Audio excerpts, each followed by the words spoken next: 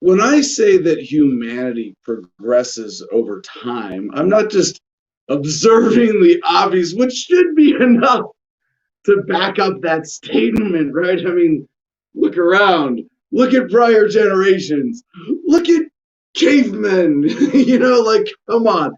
Humanity marches on, we progress. But I'm also looking at the work of academics, of anthropologists, of people like I will say the name as long as it's relevant, Professor Steven Pinker at Harvard, who in his book Better Angels of Our Nature and in his TED Talk, The Surprising Decline in Violence, has shown irrefutably, academically, that not only are we living in the most peaceful times in human history, but human violence is on the decline. We are getting less and less violent every single day. Quality of life is improving. Technology increases exponentially. And when you put all these elements together and you look at government, you first wake up to its nature. You first wake up to the fact that when they tell you what its purpose is, that you shouldn't trust it. You shouldn't trust them, because their real purpose is to keep the super rich getting richer at the expense of the rest of us. And they're doing a pretty darn good job right now. But historically speaking, they've been, how do I put this academically, less shitty. They have been, you go to the past, they are shittier, right? Their governments get less shitty over time. You think about how violence in the world, interhuman violence, is primarily done in the name of government, whether it's by soldiers or police. I mean, why as libertarians do we care so much about government? Why do we do what we do? Well, if you look around the world, it's easy to say 90+% of the violence is done in the name of governments. And of the rest, by the drug war, economic desperation, I'd probably say 90% of that is caused indirectly by governments, even if not done in their name directly, right? So when I say that government gets less shitty over time, it's not just that it gets less violent, but that as we get more connected globally as a society, governments have to compete. They can't get away with what they used to. You talk about crimes and sources of human suffering and injustice. I mean, unless you want to choose some other abstract like anger or hunger, what is the greatest source of avoidable? I mean, those things are avoidable too, but like really avoidable human suffering in the world, the greatest sources of injustice, it's government. And because humanity progresses, we should have a very positive expectation. And I love being able to see this unfold every day in the headlines. And I think we get to see it now in our lifetimes, because this is an exponential process. Perhaps our parents could say that they saw a lot of change in their lifetimes compared to prior generations, and perhaps their parents could say the same thing. That's kind of the nature of exponential change, but we can kind of take out the mathematical curve and say, from the element of the human experience or the perspective of human consciousness, this experience of being alive, every generation gets to say we experience so much more than the one before. And yet after you go back a few generations, you're out of the curve of this exponential part of the graph, right? It's relatively flat. The first 200,000 years of the human experience, hunters and gatherers, subsistence, humans in a nasty, brutish, and short kind of life. And now we're at the hockey stick of this crap. And we have come into a new era of governments very quickly becoming much, much, much less shitty.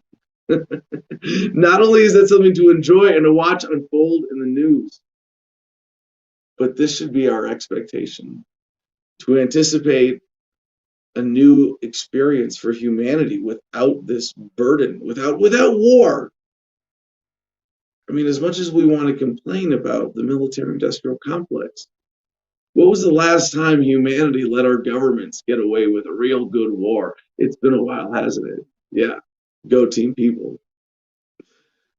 And I think now we get to watch, we get to see it happen in real time more than ever before in the human experience. Governments just getting less and less shitty every single day. And that's the theme for our show today. Welcome to Adam versus the Man. Today is, what is it? It's Wednesday. What the fuck Wednesday? Is that what we're calling this now? April 14, 2021. Welcome to the show. Good morning, Gardenia. It's a beautiful day here. If you hadn't noticed, new studio backdrop. Love it. Thank you, G.I. Mary Jane, Joey Lee. Yes, look at this. I would touch this. I would lean against it and fall asleep standing up, except I get too much hair product and makeup on it. But other than that, like this, I want to live in this studio foam. It's awesome. And Joey did such a great job getting it up. I hope everybody likes it. And we're not done with the studio. We have to do the ceiling and the wall here. But I think already, I mean, even with my shitty hearing, like I can hear a difference. That there's no echo in the room, or less, way less. Although you might hear the wind today. We have a freakishly windy day here in Gardenia. I got a weather advisory alert yesterday on my phone that said we were going to have gusts of up to 50 miles an hour. Crazy stuff in Gardenia here. But check out the Instagram page. Producer CJ, CEO CJ, filling in for executive producer Jim today is at the helm. CJ, you want to give us the producer notes? Morning, Adam. Which one of you fine folks were tinkering around in our? Yeah, someone added these name blocks. Is that what those are? Which one of you guys did that? I leave for just a little bit, Adam. I come back and everything's discombobulated. No, you and Jim and the co-host crew have been doing a great job. So I can fill in when Jim needs a day off. So you're just tuning in now. I did see a comment earlier. The classic, Adam, where you been? Haven't seen you on the internet in a while. I'm like, no, we've been here Monday through Friday, every work day, every work week through all the BS and but yeah. Let's see promos here. Let's see if I can get back to it. AdamVersusTheMan.com is the one-stop shop for Adam versus the Man and all things that you need. You can find at the bottom of our page, our Patreon, if I can get to it. It doesn't seem to want to go. Uh-oh. Am I being shut down? Can you still hear me, Adam? Yes. Come in, Adam. I'm frozen. Something's going on.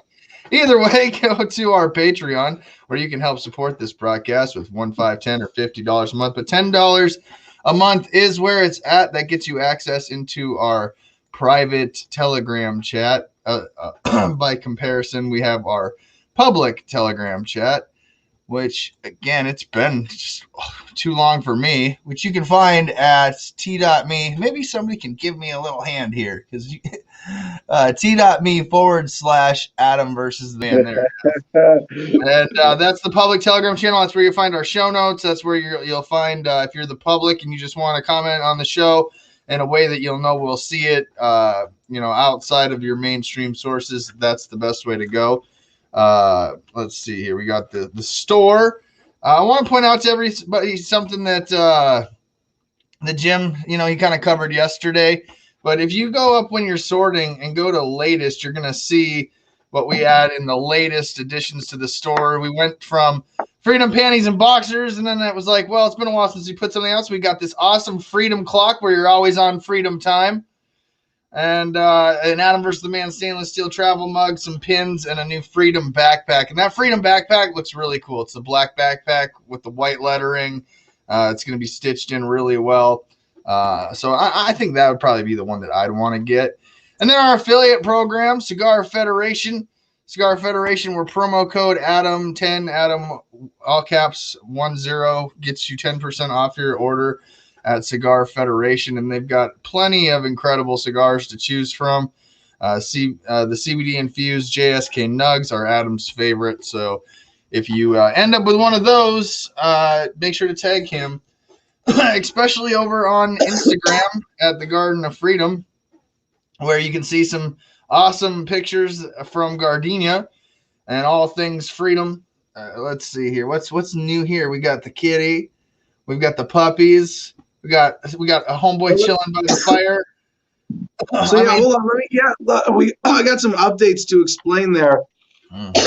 Excuse me. Sorry, I jumped ahead of you smoking weed every day. There, I didn't even get to the button. But no, that puppy picture in the top left, that's Thelma and Louise. Those are the two puppies we're getting here in just a few weeks when they're ready to get away from their mom. But we went and visited them yesterday and gave them some treats and some names and introduced them to their big little sister, Marilyn. And if you look at the picture below that, that's another one Joey took. That's Marilyn with our pregnant cat, Muffin, with her hand around her, being so adoring, and she's so good at being a big sister to all the kitties too. And then we got Patrick Lewis here, and that's him sitting by the fire. Pat Rock 420. 420 Pat Rock. 420 Pat Rock. Pat Rock 420. How about this? You should put the number at the end. Anyways, yeah, no, that's awesome. Look at that great. CJ, it's funny that you mentioned that, because I think Pat was actually looking to really relaunch a YouTube he's got a YouTube presence that he's sort of dabbled with, hasn't really gotten serious with, and might be, now that he's here and has the resources in the studio ready to get serious. And I think he was gonna be reaching out to you. I just send everybody production questions. Go ask CJ. Yeah. Let me tell you, Telegram is usually the best way to get a hold of me. I'm not saying that I'm not a person. I don't live on Telegram, but that is the best way to get a hold of me. But Adam, I got a question for you. Do you want to take the extra step to care for the environment? Always. Are you looking for to go off grid more? I don't think I can. Or do you want to lower or even eliminate your electric bill? Well, if so, I've got the great website for you to go to at GoGreenEnergy.com. I'm so excited that you got that wind turbine out there. It looks so cool watching you guys put all that up there. And Jay Nygaard, the turbine guy, love seeing him on the show. So GoGreenEnergy.com for your energy needs. I'm not as good as Jim at reading that, though. And then we do have, again, the Crypto 6. The website's down for some reason. We'll keep watching that on promos throughout the day and see if there's any updates through the website there. And then last but not least, in our Telegram, we do have the GoFundMe for Jim. I want to remind people of when you do get a chance, if you can help Jim out. He's not here, so it's a good chance to talk about him, since he don't like to talk about himself. And help Jim out where you can. Other than that, Adam, let's get to the co-host for the day. All right, John Evans. Welcome back to What the Fuck Wednesday with John. How you doing, brother? Doing good, brother. Are you smoking weed this morning? Always smoking, Adam. All right, well then let's have our musical break at this point. Smoke weed every day. Hold up. Smoke weed every day. Hold up. Smoke weed every day. Smoke weed every day. It's funny because aside from calling this Adam versus the Man, I think Smoke Weed Every Day with Snoop Dogg and Dr. Dre has been like the most long-running tradition on the show at this point. Gotta smoke weed every day. I'm sure it'll pass it. So I mean, it's at some point. I mean, we won't stop. Well, I need to do a detox. I really do need to take a break for like a week. But will we ever like not other than that like not smoke weed every day on the show? I mean, even if I were taking a break from smoking weed, I'd still take like a hit symbolically on the show every day. I haven't stopped smoking weed since I started smoking weed when I was 13, and we're almost to fit where I would say it's got to at least go until all 50 states are legal. How old are you now? Me, 39. If you're gonna time out your weed smoking by your age, so 26 years. Now, is that like 26 years absolute consistent every single day use, or you take? I mean, I'm sure at some point he's thinking about it. At some point, you've had to have taken breaks, right? I mean, yeah, I've taken breaks, but it's been pretty damn consistent. I would say nonstop since at least 22. Wow. Okay. Yeah, because when you're a kid, yeah, from age 13, it's kind of hard to get it consistently. So, have you taken any deliberate breaks? Because and it's been a while for me. I think it's been like 6 months actually. I've been really good about taking my vitamins consistently for 6 months.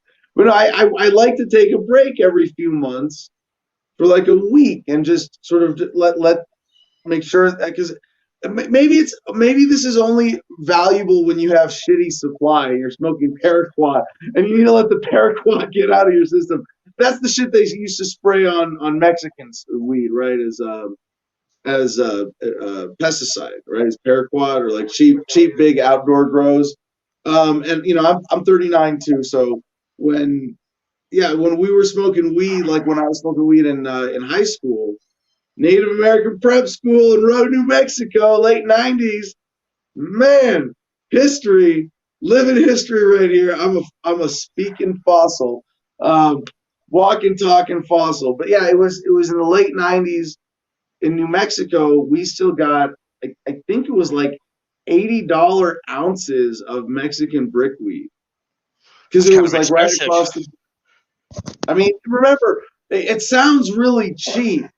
But in the late 90s, like what's that in today's dollars? Like what the market has fluctuated so much by bigger forces, and I'm still watching. Well, no, we just finished Narcos Mexico season 2. So, but even seeing how Sensimilla was without seeds just developed in the 80s? Was it the 80s, Joey? Late 70s, early 80s. Late 70s, early 80s. It was just then in humans' knowledge of cannabis that we discovered you could isolate female plants from male plants, and that for producing bud, the male plants were not only relatively useless, but detrimental because they put off the pollen that created seeds and all the buds. Yeah, and you want to kill those things. Yeah, so kill all the dudes, right? Yeah, that's it. Well, keep one around. Yeah, right. That was with the patriarchy. yeah, you only need one. But that was the innovation of the Mexican weed to the United States drug game in that period, and even that with cartels in Mexico caused massive price fluctuations that had more to do with prohibition and distribution circumstances than the actual cost of production. And now, even in the United States, you look at like what most Americans are smoking, which is like pretty potent mid-grade or low-grade dispensary quality weed, and we're starting to get to like what it costs to grow, but we're still not. Joey? What would you say the just average recreational retail ounces in the U.S.? Joey would have a sense of this, right? $300 to $400. Like $300 to $400 retail. $300 to $400. Yeah, depending where. Ouch. Okay. I mean, Retail where it's legal where at a rec dispensary. $300 to $400. $300 to $400 an ounce. No, That's a bit pricey. That would be $50 an eight. Well, for really top shelf stuff, right? $60 eight. Yeah, but that's at the eighth quantity. There's still a significant markdown per ounce quantity buy. So you can get $100 ounces in Colorado. So that's what so cutting edge of economic development, right? Colorado, where you've had a recreational market, at least able to develop into the existing tax and bullshit regulatory structure there. You get $100 ounce, right? And that's now we are approaching, and it's going to be a curve. Like you're going to see, like if you could chart ounce street prices of cannabis over time, it's going to go down. It's sort of plateaued all over the place over the course of the drug war, and then legalization starts to come way down, and then there's a point where it comes down fast, and then it's going to kind of level back off again as it approaches its actual cost of production, distribution, marketing, etc. Right? And $99 an ounce is still not even close to that. At $99 an ounce of recreational in Colorado, Joey, how much that's out the door, or is that No, pre-tax? that's pre-tax. Okay, so pre-tax $100, but that's pre-retail sales point taxes. There's still a shit ton of taxes and regulatory burdens built into that cost right now, right? What would you estimate that would be out of that? At least a third of it. At least a third you can point to as taxes, right? And probably another third as increased government-induced price increases that are sort of cannabis regulatory specific within that, right? I mean, a huge cost that you don't think about, unseen cost, is what is the cost of uncertainty in the regulatory environment that prevents massive investment, where investors are looking at, if I'm going to drop $1 million on a business, am I going to put it into cannabis, where if the regulations at the state level change next election cycle, this business model is defunct, my investment is valueless? Or do I put it in gold or silver or restaurants or some other business as opposed to cannabis, right? And that unseen cost means that we don't get this decrease in the cost of cannabis coming all the way down. But just in those sort of identifiable costs, in that $100 ounce, we can show that it really should be closer to about $30 an ounce. Oh, yeah. And at that point, it's cheap, like already compared to when I was in high school. Like, holy fuck!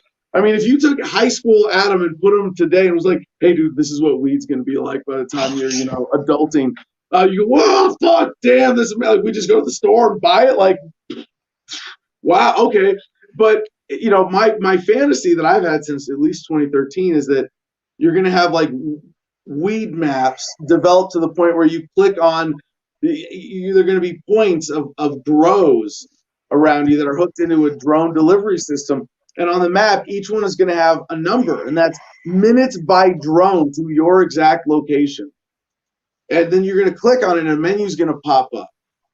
And you're going to get to just pay digitally, and then at that number of minutes later, that drone finds your phone and drops weed out of the sky into your waiting hands.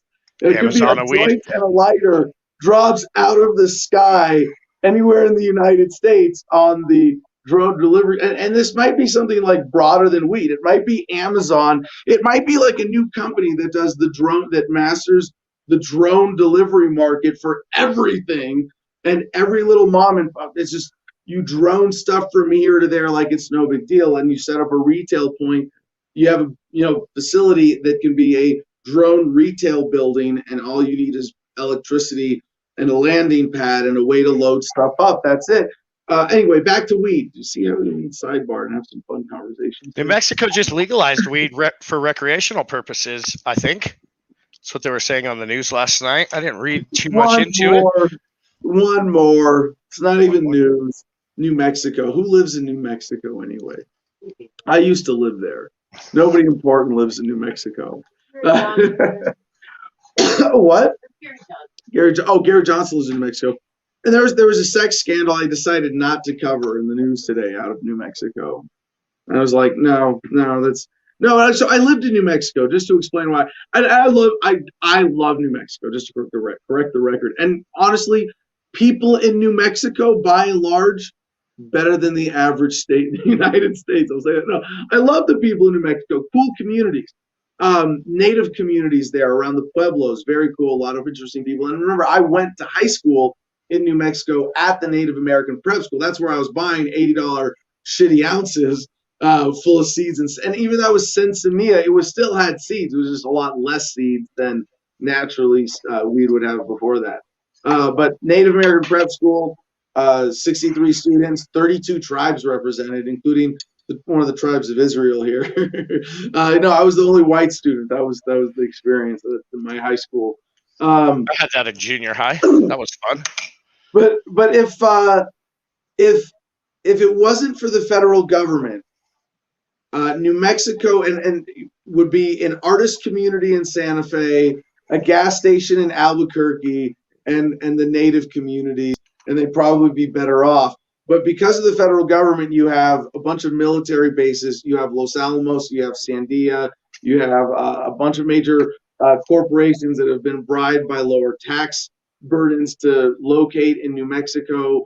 And if it wasn't for, well, you have some pretty good skiing too, actually. Taos is awesome. The Earthship community there. I went to the Earthship Academy in Taos, New Mexico. The gorge there is amazing. The Gorgeous Gorge. If you want to go see it, right outside Taos on the way to the Earthship community. Amazing stuff. Yeah. You go on my Instagram back years, you can find all that cool stuff. But we were talking about weed. So the weed price coming down to like $30 an ounce. John, how would that change your life? Not much, unless it got better. Well, how much? Well, it would be you'd have unlimited selection, better quality control, precise terpene profiles for everything, and an ability to select for strains. I mean, you basically custom design strains and find one somewhere in the country, someone is growing exactly what you want in an industrial scale, organic quality, hydro or something like that. Whatever you want, really, it gets to that level of variety and that much cheaper. Like it becomes almost boring, like alcohol. Except that it won't be the liquor store because it needs a little more of a perishable product. It'll be delivered by drone in retail. But no, Sounds like Amazon. What do you pay now? How do you? I pay about a little less than 20 an ounce. You pay less than 20 an ounce? I live pretty close to the border. Oh, but that's Mexican trash compactor outdoor dirt weed, right? Usually, yeah. But I mean, you can get other stuff, and then it's going to be real interesting here because New Mexico just legalized it, and then Mexico just legalized it, and we're right here. Yeah. And concentrates that are coming from north were about like 50, 60 a couple years ago. That stuff's gone down to about 20, 25 a gram down here, if you're lucky. Wow. So what would you say, Joey? The high-grade black market, you can get an ounce for like $80. Okay, black market, you can get dispensary $80 ounces if you're sidestepping the bureaucracy and you manage that overhead of organizing liability, just lose a little convenience. Okay, so right, and we just paid $60 for an eighth, which is crazy if you think about it, because that's $320 per ounce. That's insane. Like, and I don't mind doing that and supporting dispensaries right now and bringing up the industry, but we are on the verge of that not being a thing. And actually, prices have gone up, unfortunately, dispensaries recently, because the current legalization framework is such that it really restricts production, right? It can't, at least in like there's such a licensing and regulatory and business overhead setup burden and quantity restrictions that right now with the market demand growing even over the last year, the development of production and distribution has really lagged behind, and that's about to catch up. Like basically, here's the big takeaway from all this ranting and rambling about weed is that weed is about to be a superfluous commodity where everyone in America, like food at least, can afford more or less whatever they want whenever they want. And I'm not saying we're there yet with food, but we're actually close to that with food too. Although why do we have shitty food? Mainly because Americans make shitty food choices through processed shit at the grocery store. But we are on the verge of weed being similarly available. I should say cannabis when I'm saying something so nice about it.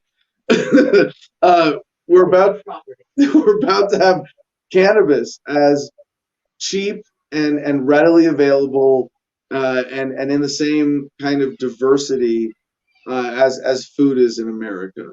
And there's going to be a health revolution around this. There's going to be a consciousness revolution around this. This is why I say we're past the beginning of the end of the drug war. We are now in the middle of the end of the drug war, and we can see this shift on the horizon, right? It sure seems like it. It seems like weed's going to be all around, and it's going to be a bit better. People are a little bit nicer when they're stoned, in my opinion. I'm a little bit nicer. What I think is the major social change that's happening is from older generations smoking pot, because it's and some of it's like boomers who grew up with it and haven't smoked in decades, or like they smoked a little bit in high school, and it was really shitty weed, right? Even the Mexican trash compactor, shitty bottom grade weed was shittier, significantly shittier than the shittiest stuff you can find today, right? So they might have smoked it and it had paraquat. Like that's back when that shit was common. I don't think it's still common. But when they were spraying that weed in outdoor fields with nasty pesticides, and inorganic fertilizers and who knows what else to mass produce stuff that would get you a buzz. And compared to today's weed, yeah, this is an argument that prohibitionists make. It's not a legit argument for prohibition at all, but it is totally true that yes, this is not your grandpa's weed. Like this Not is, at all. like, it is a whole other, and the potent. But that argument is silly because even back then, if you wanted to distill it down to extracts and have, mostly pure THC as an extract, you could get hash. I remember hash used to be a thing.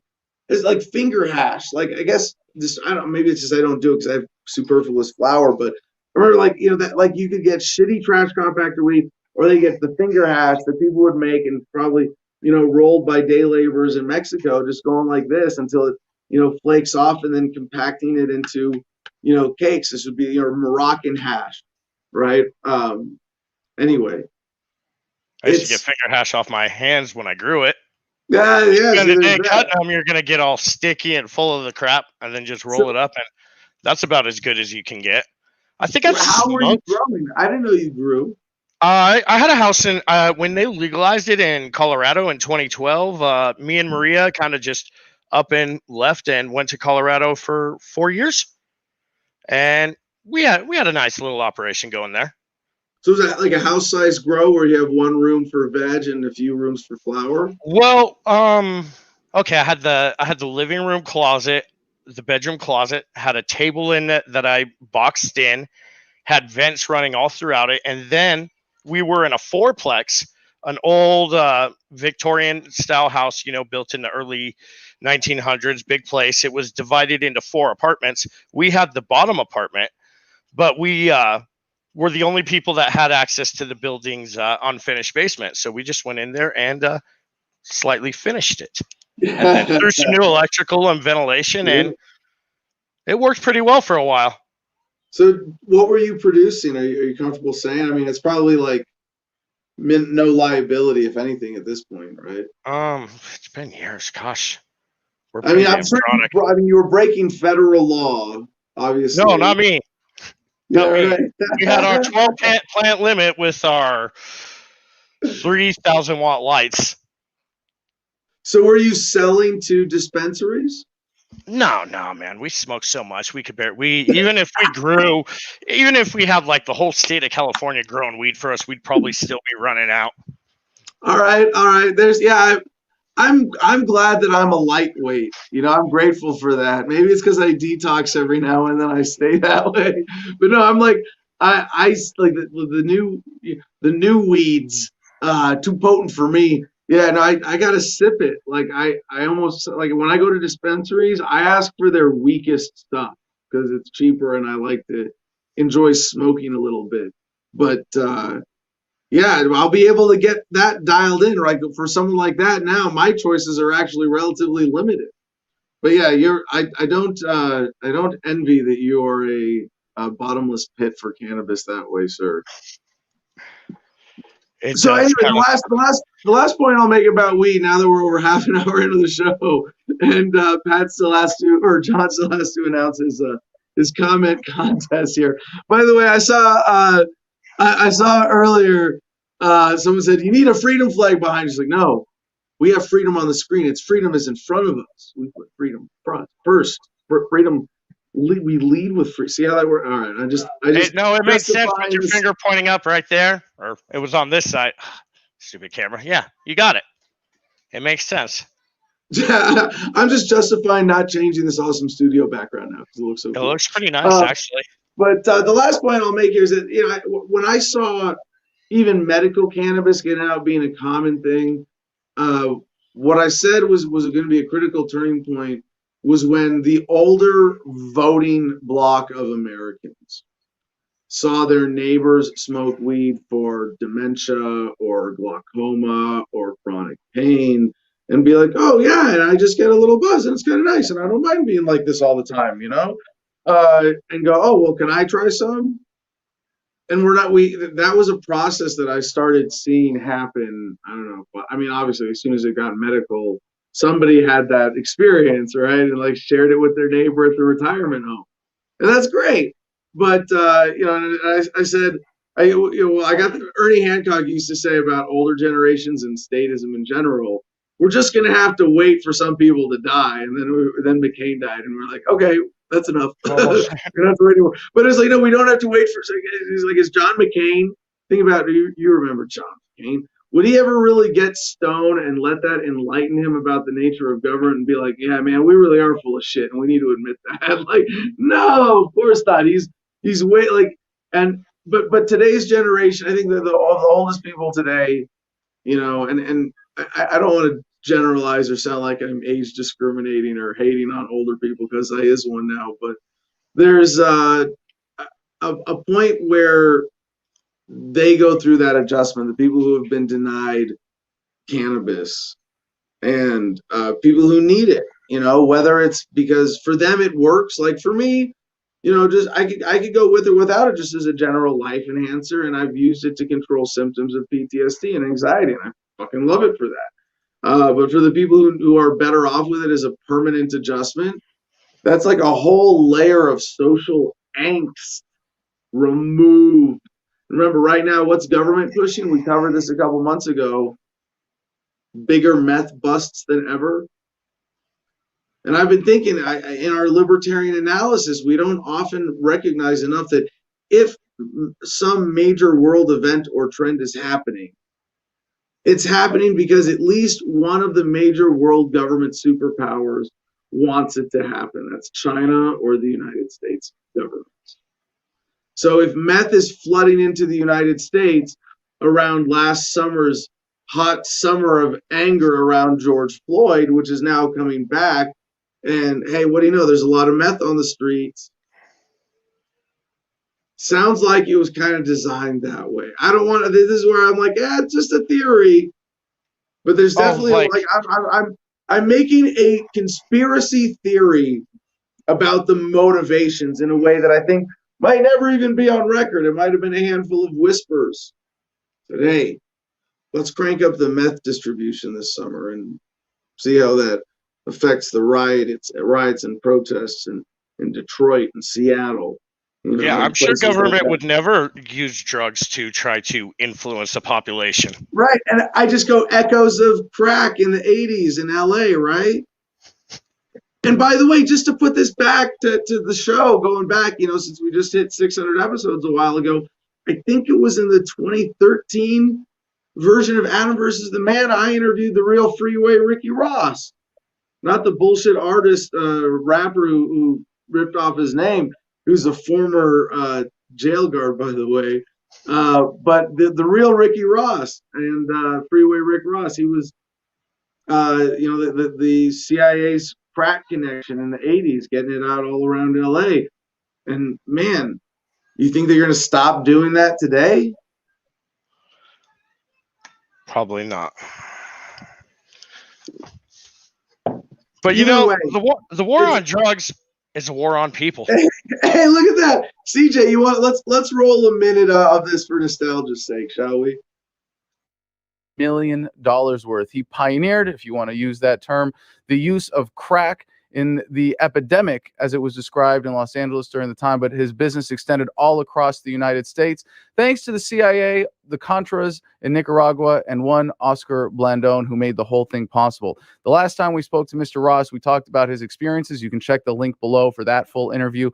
But today, we're going to talk about the lessons from that and his political perspective and what it meant to do that much volume in sales and drugs in terms of the politics of the day and what you take away from that with years of perspective after doing some serious hard time. Mr. Ross, thank you so much for joining us again today.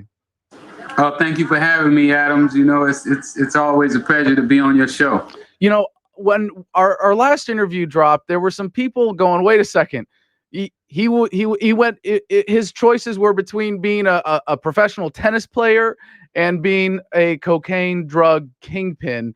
And a lot of people pointed out that the seeming divergence there. But this started when you were 19 years old and you were motivated to get into the drug game because you couldn't afford the nicer things. And like you said, one of the things you wanted to do was to make cocaine more affordable. But if you can go back to where you were at 19, what was your orientation towards government there? I don't mean politically, but what was your attitude towards government at age 19 when you made that decision? I don't think I had a perspective on government. Government didn't even matter to me. You know, the only thing that I knew is that there was a powers that be, and the closest to government that I knew was the police. I didn't feel that had been treated fairly by the police, even in my younger days. You know, I had been made to get out of the car and lay down on the ground. I've been searched as if I had guns or drugs before I ever started selling drugs. And this is when I was still a tennis player, before I'd ever started committing any crime. So your attitude towards government was defined by your relationships with the police?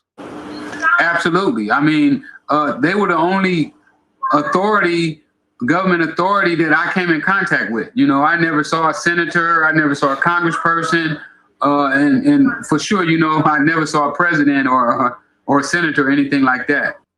So did you have some sense of appreciation for the police, for the legitimate public safety services that they were providing, or was it all the antagonistic kind of things that you mentioned? Absolutely none. Well, if I may play devil's advocate, isn't there some positive effect of the presence of police where you were growing up? I mean, in your communities, isn't there some value provided by the police? Well, in my perspective, I didn't, because when I was coming up, the ones that I saw as my protector was people like the Black Panthers, the US, and you know, the police fought with them. So my older brother was hit in the mouth when I was a kid, and it was done by the police. So my perspective of the police had always been to control me, to keep me in my place, to stop me from crossing the line.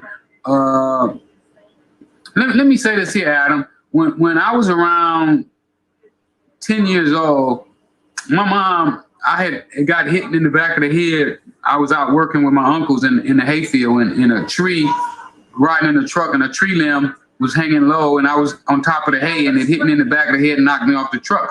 When my mom took me to the doctor, when we went in the doctor, they had a TV, a big, pretty TV in there, and I went in, I turned the TV on, and the TV had a sign on it said "Whites Only." So that gave a picture to me all my life that the police was there to stop me from having the finer things of life.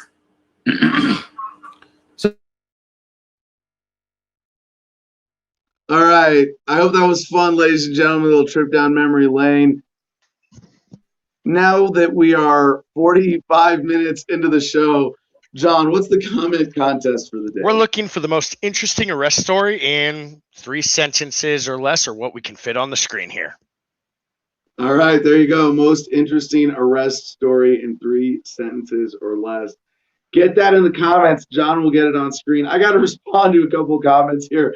I know before we actually get into the news of the day, one of the things that we've been working on in developing the show, and by the way, what you saw there was the version of Adam versus the Man in the basement in Virginia. And that was when we had 2 co-hosts and a producer live in studio for the show.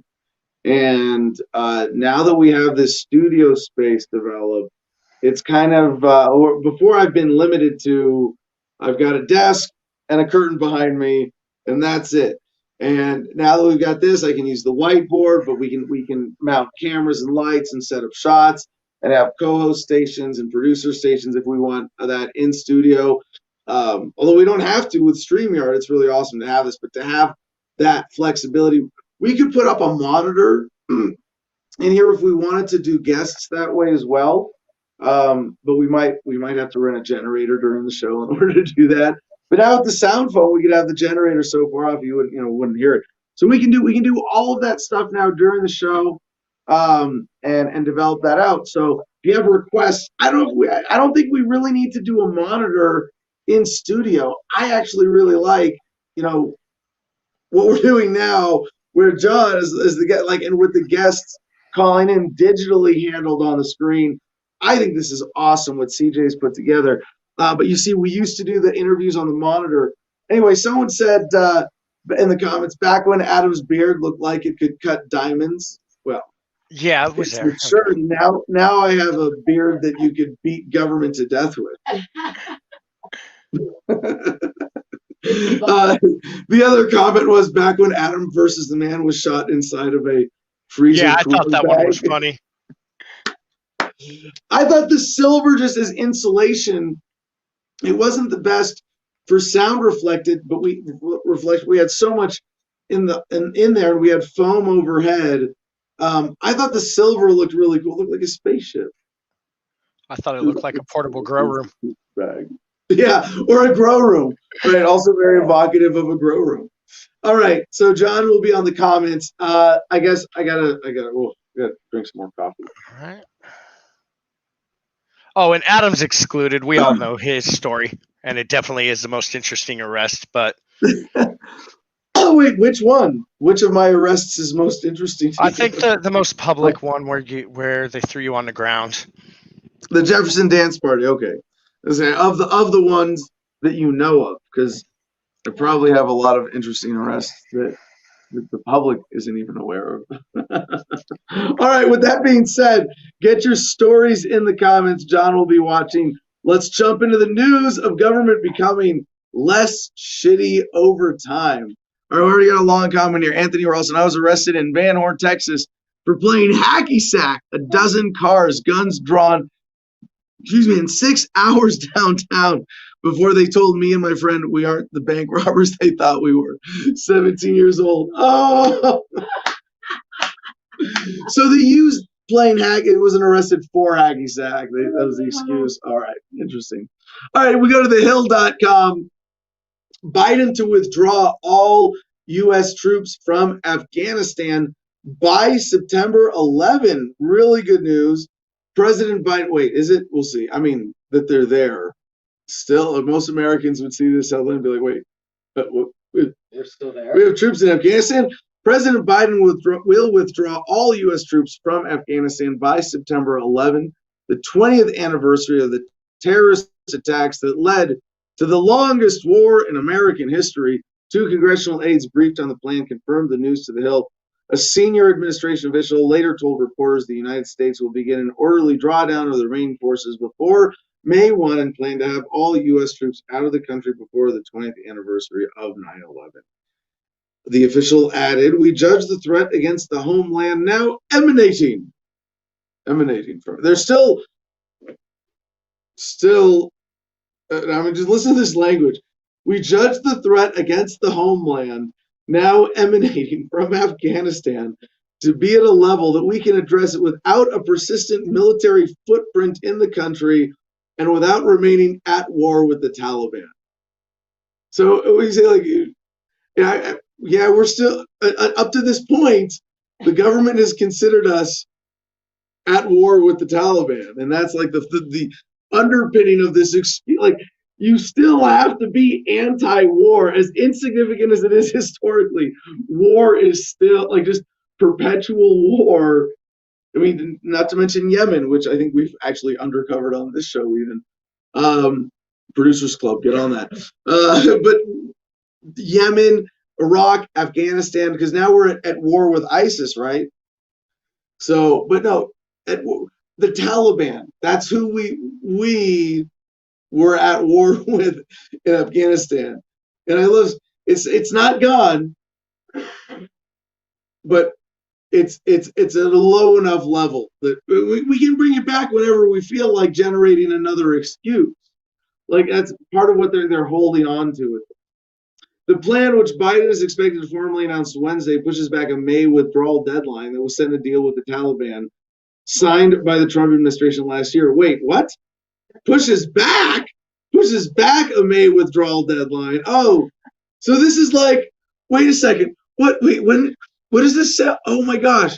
When did this happen last? Oh yeah, when Obama took over from Bush. We're going to run on the platform of ending the wars and then keep troops in Iraq and Afghanistan longer than Bush had planned when he left office. Yeah. Meet the new boss. Same as the old boss, right? I mean, is it worse at this? It's not worse overall. Like, I don't want to say that the destructiveness of this policy is what it was like when I was there back in the day, back when Iraq was a fresh war back in 2004, fresh occupation, I should say. And now, I mean, it's just old and stale, and it makes you wonder, what are they holding on to? And it does follow a template of imperialism where, war is the excuse to take control of natural resources. And now it's this, persistent emanating threat that's the excuse to hold on to them. And maybe even this, hey, we're going to withdraw all U.S. troops. I have mixed feelings about this, let's say. Good news that this is being announced, that this is what they have to pander to keep the racket going, right? But I know that when they say all U.S. troops will be out of Afghanistan by September 11, 2021. Oh, yeah, what's the deadline for covert CIA agents? The ones that you haven't told us about. What's the deadline for contractors? What's the deadline for private sponsored, American government funded private security and who knows what? What's the deadline for not we're going to be sending money there forever in order to manipulate things to maintain control of the poppy fields and the gas pipelines? Oh, okay. So, I'll take the good news with the bad. At least it's a de-escalation.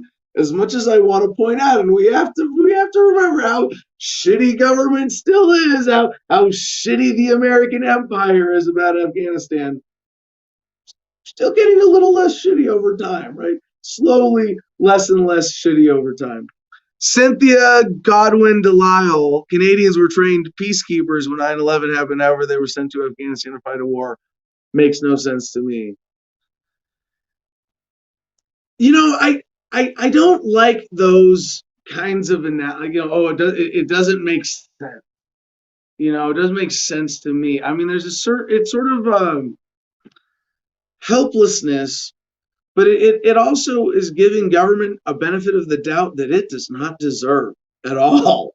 To say, oh, well, government made a mistake. Government did something illogical. No, government is making it look that way. It's bullshit. It's part of the lie of government to get away with their real purpose, in their various criminal enterprises. Now, that's not to say that maybe even the majority of people who work for government doing legitimate things aren't there. I mean, the people who pave the roads, most cops, even as shitty as being a cop is, no matter what, are probably overall well-intentioned.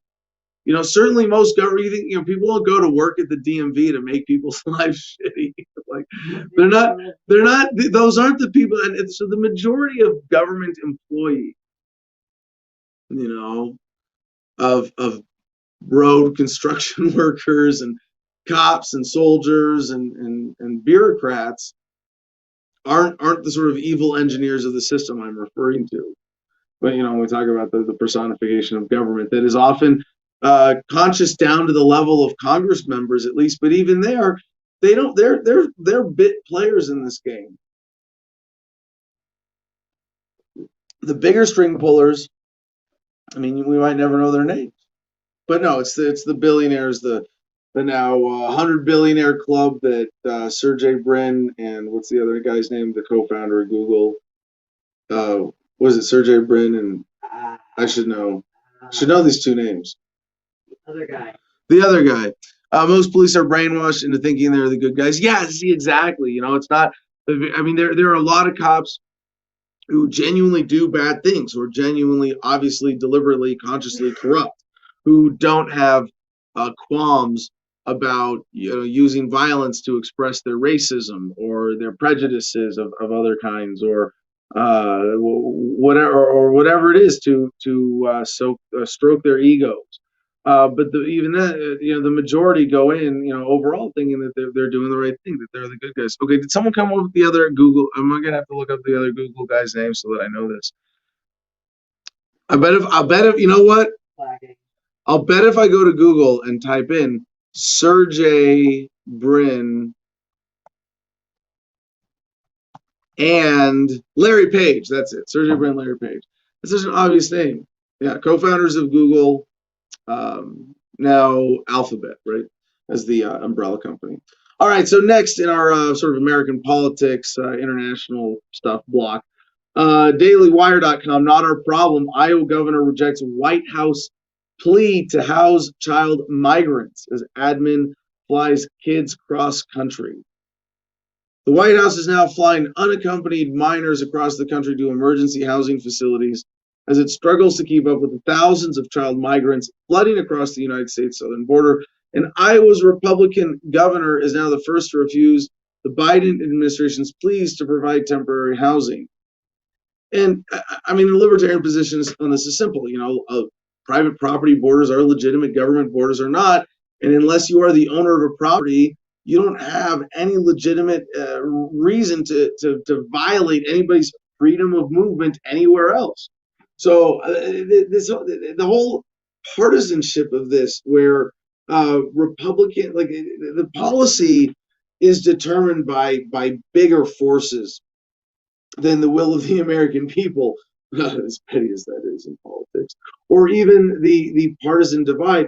But what's interesting is how Republicans have come to play on the sort of security fears of the United States voting public. We have to protect you from, there's rapists and murderers and thieves coming across and marijuana's coming across this. Rapists and thieves and murders and marijuana's, oh my, coming across the southern border. And the Democrats have sort of played on the opposite, inclusive, loving, welcoming side of things, and side of the electorate. And it fits. I don't want to say it's unusual. It's just interesting. And it fits with the sort of psychological paradigm divergence of these two major flavors of statism, liberalism and conservatism in America, separate but also embodied in politics by Democrats and Republicans at another level of whatever of analysis or of power here. And sometimes I watch The Daily Show because I hate myself. And Trevor Noah did an interesting. Well, it wasn't really him, probably his editors put together a Fox versus Fox on immigration under Trump versus Biden, and it really is hilarious, showing how just ridiculously hypocritical they are, where under Trump they're saying, oh, look, the kids are being housed compassionately, and they've got clean floors I could eat off of. And then now Biden administration continuing the policies under Trump.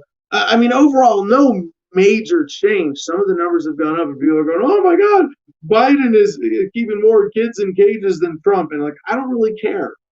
I mean, I don't really care about like the metrics of who's here and who's. It's all tragedy, and none of them are really addressing the limitations and the consequences of the policy of limiting freedom of movement. And I'll say this every time it's relevant, because there are now multiple studies that show that global productivity would double if you just eliminated government borders as restrictions on the free flow of labor capital, not on people moving, but people traveling for work. Global productivity would double. That's fucking nuts. The average human, to maintain their standard of living today, would have to work half as much, or just we'd all have twice as much stuff. We get to the next level of it's incredible to think how much this is holding us back. But yes, now Democrats are upset legitimately because they expected a significant change in the compassion here. And I look at this and go, the White House is flying. Anyway, let's read the story for a second here, right? The White House is now flying unaccompanied minors across the country to emergency housing facilities as it struggles to keep up with the thousands of child migrants flooding across the United States southern border. And Iowa's Republican governor is now the first to refuse the Biden administration's pleas to provide temporary housing. Late last week, Republican Iowa Governor Kim Reynolds said she has rejected a federal request to accept migrant children into the state, saying the need to find homes for them is the president's problem, per the Associated Press. And it's like, I mean, yeah, it is, okay, sure, but if you say it's the president's problem, do you not recognize the authority of the president over your state? Like, if it's the president's problem, it has to reside somewhere within these United States, to which you have ceded authority to some degree as part of this union that should never have existed in the first place as we know it today. So that a Republican is now, is grandstanding. Why are we hearing about this from Republican Iowa Governor Kim Reynolds? I think it's because the Republicans, I think there's a subtle drive in the Republican Party to be the first party of actually getting a woman president elected. That's how they're going to come back against Biden-Harris, right? Kristi Noem, governor of South Dakota, who CJ, our producer today and CEO, has pointed out as a resident and political activist, libertarian candidate in South Dakota, that Kristi Noem is grooming herself or being set up for, or in some ways, being prepared to be a candidate for the Republican nomination in 2024, and that a lot of her COVID messaging, grandstanding, standing out on was part of that effort. And of course, this is sort of like, duh. But what I'm seeing here is that there's a unique opportunity, and perhaps, and I don't know anything else about her, but Republican Iowa Governor Kim Reynolds, in doing this now, seems like she's trying to set herself up for a higher profile national position. And now remember, this isn't just like, oh, we need people running for president, because a lot of people, like, look at Pete Buttigieg, who's now Department of Transportation called out for today for saying that racism is built into our public highway system. And it's like, well, yeah, it actually is. But do we care? Does the Department of Transportation Secretary, or whatever his title is, does he need to be talking about that? Republicans are sort of rightfully, well, bullshit culture war, who really cares?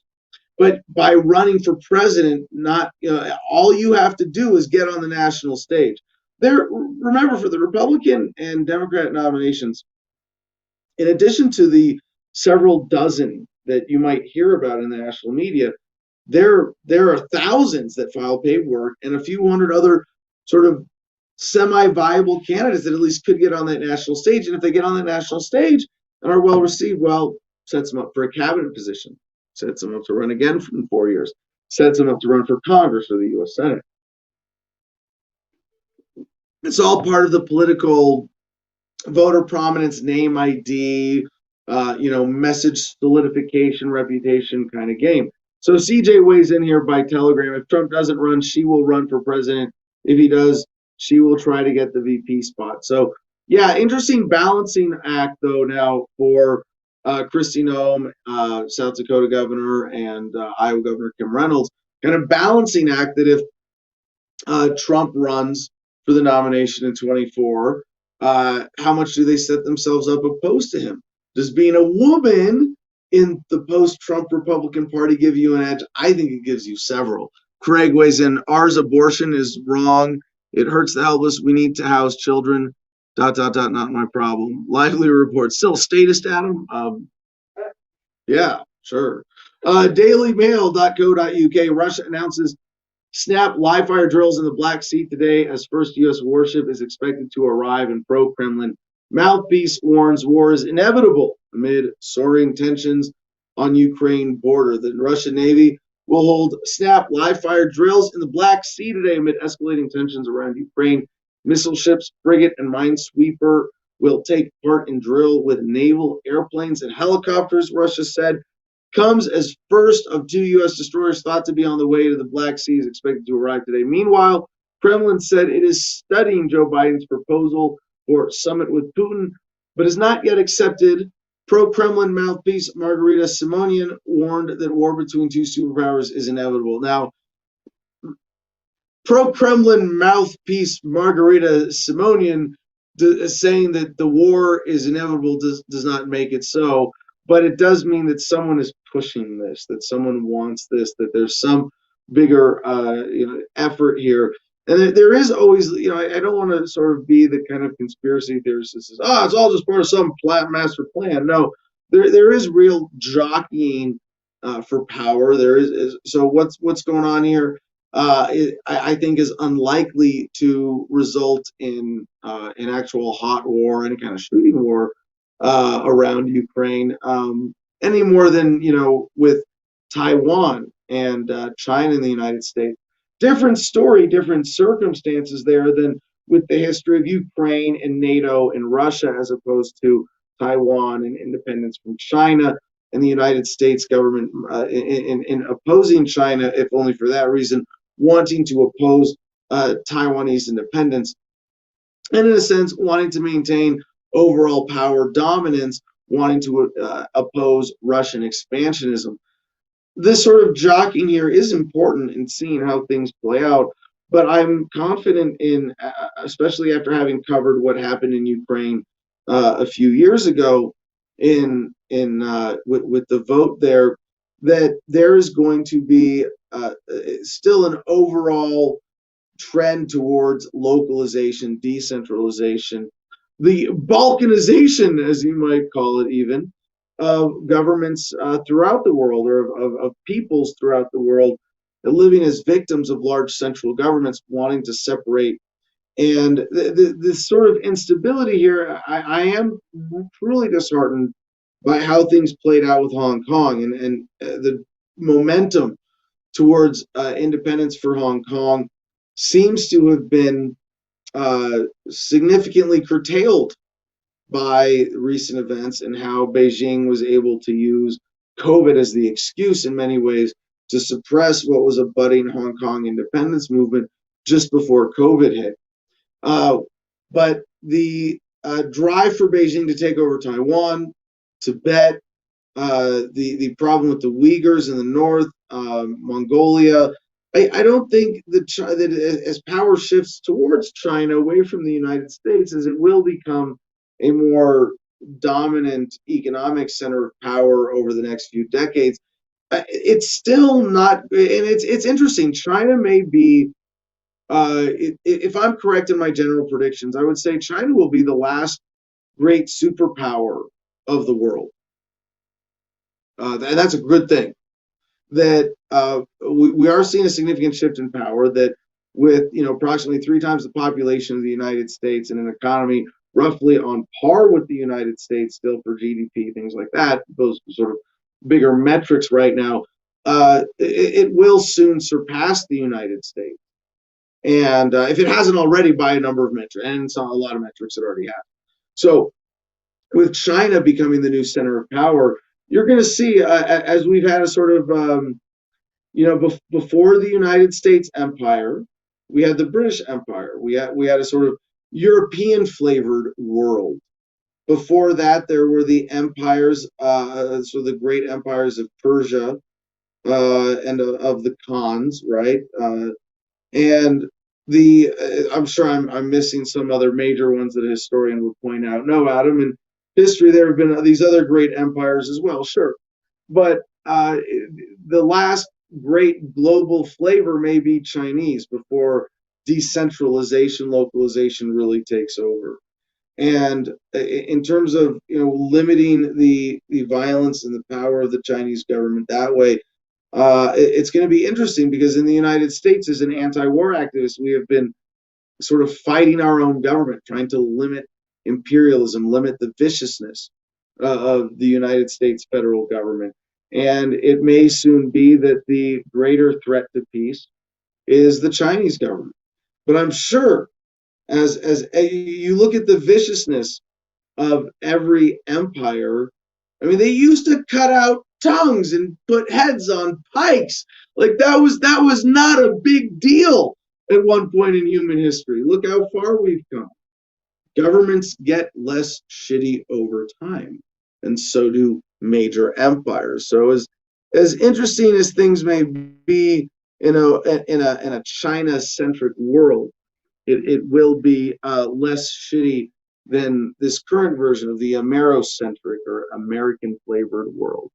So we have that to look forward to. And in the meantime, where Russia is pushing up against the United States, possibly in Ukraine and elsewhere, you will see with the recession or the decline of the American empire, various forces pushing in. And Russia might be the biggest and the most visible, but there will be others. And remember, super important to remember on scale, the Russian economy is only about 1/30th the size of the United States. And now I'm like, shit, what's the population of Russia? Oh, I had this fact in my head a while ago because we looked it up, didn't we? Population of Russia is Google. I need a better like Jeopardy chime for when I do this on the show. Because right now it's just me rambling to fill airspace while I pull up secure connection failed.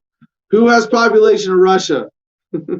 Nobody had Larry Page before I found that. Am I on your hotspot? Yeah, and mine's still there. Wait, here it comes. Okay. Here it comes. Offline. There it is. 144.4 million as of 2019. Thank you, CJ, getting that on screen. So now I got it. So with the United States, roughly 330 million, Russia's population less than half, economy 1/30th. Very important for perspective. And China, meanwhile, population roughly 3 times the United States, economy roughly the same size. So to our next story, Associated Press, Iran calls Natanz atomic site blackout nuclear terrorism. Covered this. I want to come back to it. Dubai.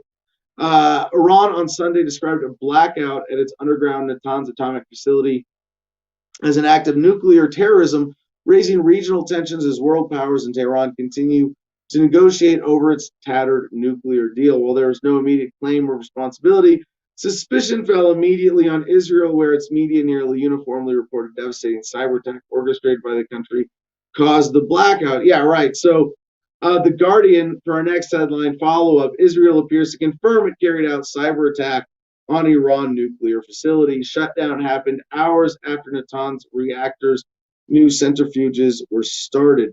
Israel appeared to confirm claims that it was behind a cyber attack on Iran's main nuclear facility on Sunday, which Tehran's nuclear energy chief described as an act of terrorism that warranted a response against its perpetrators.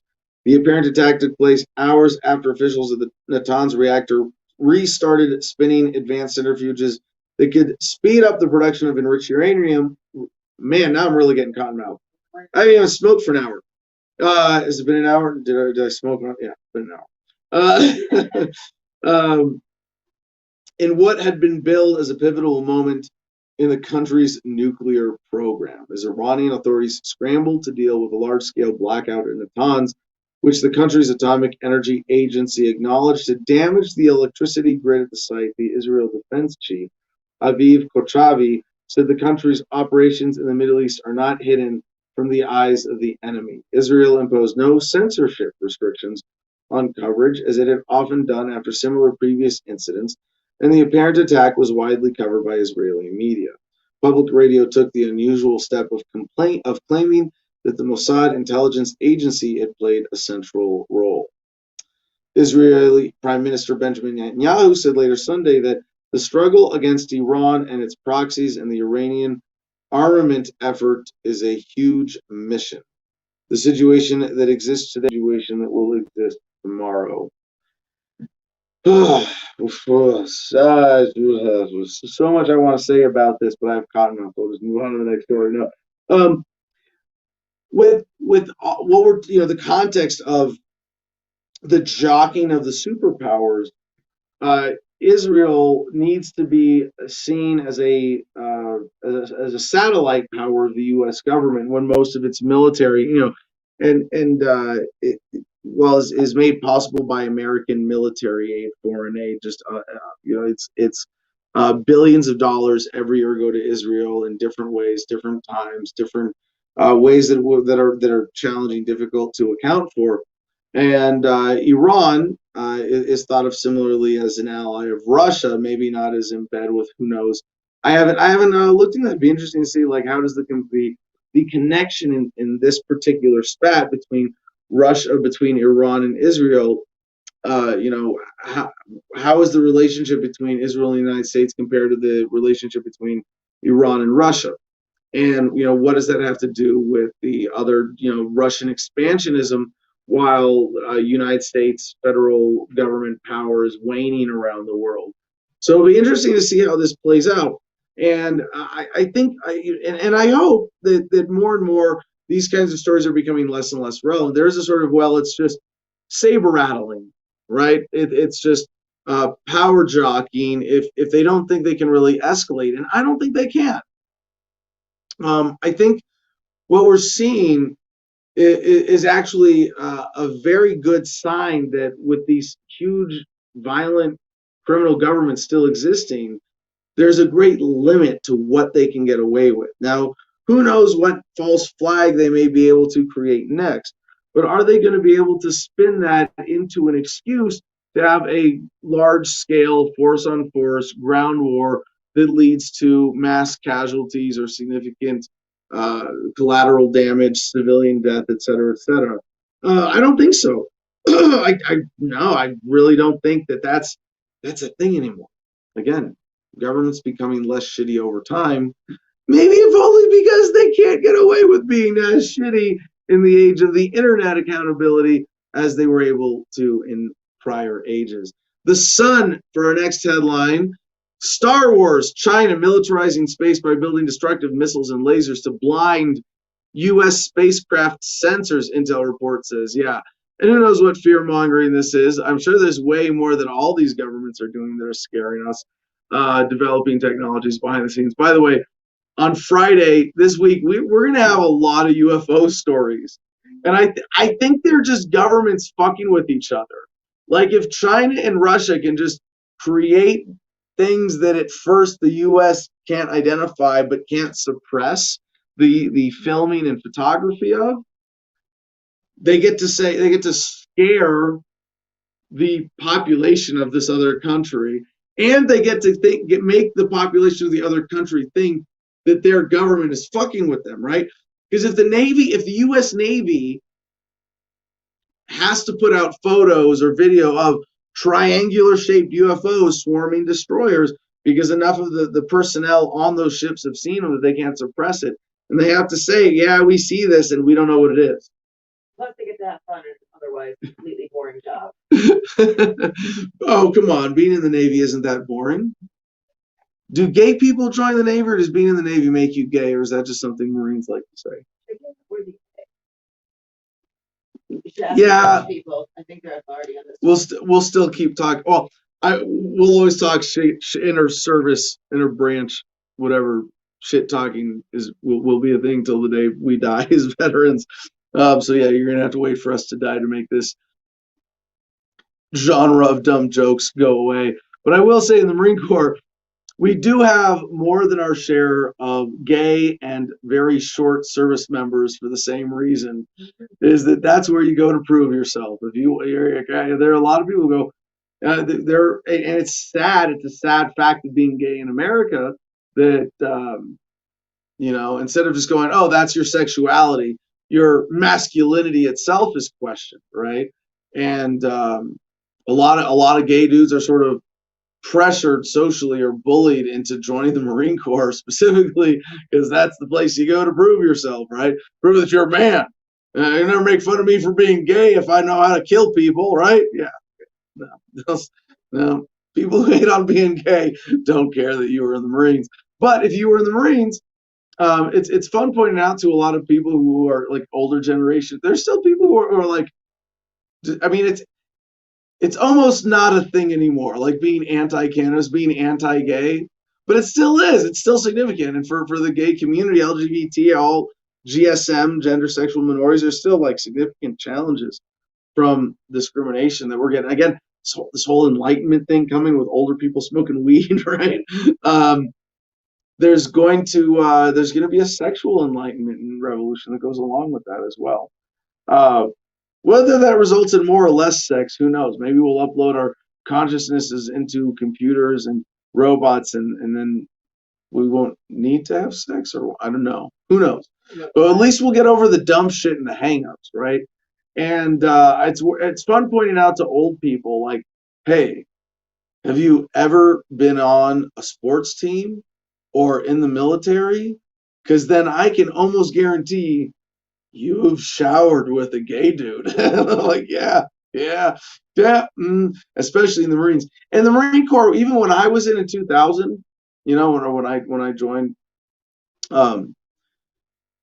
being gay was like, you still don't ask, don't tell. It was still very covert, but it wasn't like that big a deal. Like I remember my reserve, we had a guy who was gay. He was a wrestler, and dudes would wrestle him. And like, I wasn't a wrestler. I didn't want to get my ass kicked. Certainly not by the gay Marine, no, but he would have destroyed me in a wrestling match. And I was like, nah, no thanks. But like, it was just, yeah, he's gay. Does his job. He'll fucking kill for you. He'll fight. He'll put his life. He'll die for you. He's a Marine. Still bleeds green. And enough experiences like that over the course of human history, we just get real about shit. Being gay is one of them. How did I get to that from China building counter space weapons? They would act in direct opposition to U.S.-owned aircraft by possibly blinding their sensors. The Office of the Director of National Intelligence has released a report detailing efforts made by the Chinese military that would match, if not exceed, current U.S. technology in upcoming years. So yeah, be afraid of China. Oh, it's because we were talking about UFOs and being gay, and yeah, so UFOs, Friday, good stories. See, now we go to our econ block, starting with some fun crypto stories. Coinbase, this is from CNBC. Coinbase is unlike any market debut Wall Street has ever seen. Coinbase is set to hit the public market on Wednesday, a week after preliminarily reporting a ninefold increase in first quarter revenue to an estimated $1.8 billion. Recent private market trades value the company at about $100 billion on a fully diluted basis. Its business so far has been closely tied to the price of Bitcoin and Ethereum. But while Bitcoin has been on a tear this year, it lost 75% of its value in 2018. There's no reason that couldn't happen again. Well, yeah, hypothetically, it's also highly unlikely at this point that it would lose 75% of its value. What's more likely is that it would lose 99% of its value if Bitcoin itself becomes obsolete. But if it were to do that, it would mean that Ethereum or Hex or Bitcoin Cash or who knows what other next generation of crypto is taken over. Clearly, the demand for crypto is there, and that is not going away. Crypto evangelists say the long-term value of the company goes way beyond those two currencies and will come from a shift in the structure of finance and online marketplaces. Coinbase is poised to command an astronomical valuation when the digital currency exchange goes public on Wednesday.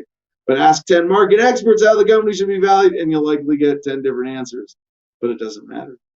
The market will decide, and the market is speaking. Follow up on another crypto story here. Commercial Observer.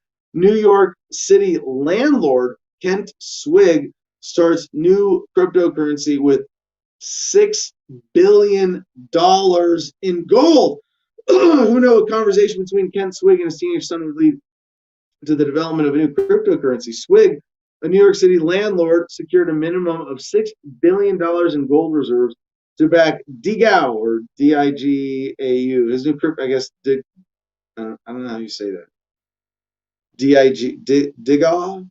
His new cryptocurrency, Bloomberg reported, the value of a DIGAU digital token, I gotta learn how to say it. This is what they're calling it. It's D-I-G in caps, A-U. DIGAU, DIGAU, digital token will be attached to the market price of gold, which would in theory make it more stable than other oft fluctuating digital currencies like Bitcoin. Swig and partner Stephen Braverman's company Dignity Gold plan to guarantee the new cryptocurrency with liens secured against mining claims in Nevada and Arizona.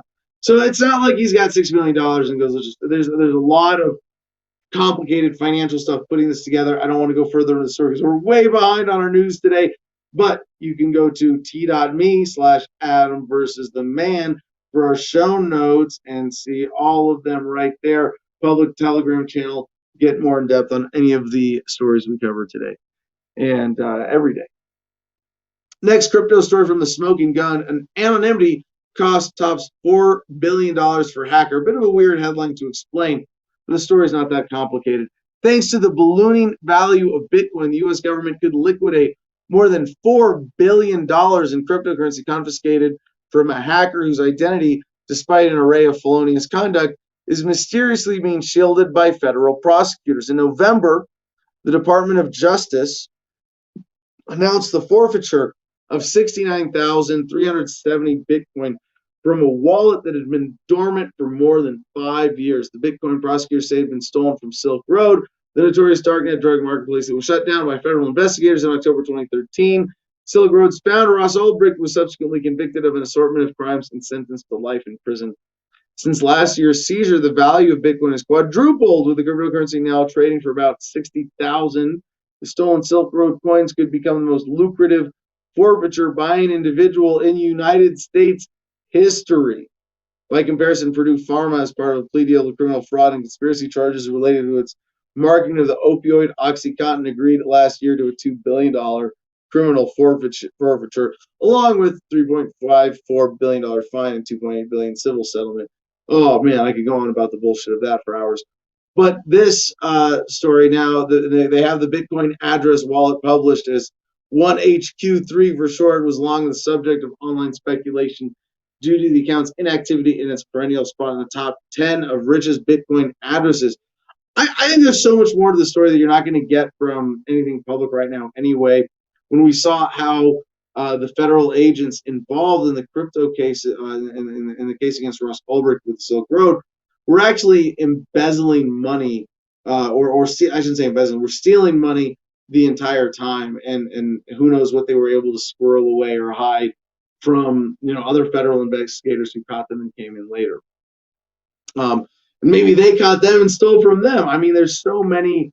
And will the federal agents who did this do time? Probably not, because not only color of law, qualified immunity, blah, blah, blah, but this gives them, it encourages them to steal with immunity and say, oh, I was doing it as part of my job.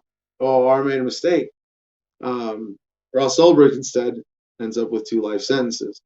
ABC News, and I guess I should, is it freeross.org for everybody there if you want to help Ross and his mother Lynn in helping get him released for a hearing or a pardon that we didn't get from Trump, obviously.